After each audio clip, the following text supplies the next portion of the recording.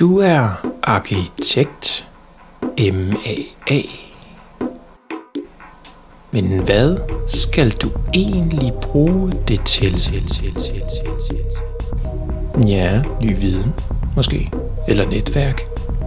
Eller noget med noget på et gulv. Ja, det er så politisk indflydelse. Og du kan også bruge det til formidling. I Arkitektforeningen Østjylland vil vi hele vejen rundt. Og det er uanset om du arbejder med bygning, kommunikation, forskning, landskab, design eller er studerende. Med andre ord handler vores forening om meget mere end spændende bygningsarkitektur.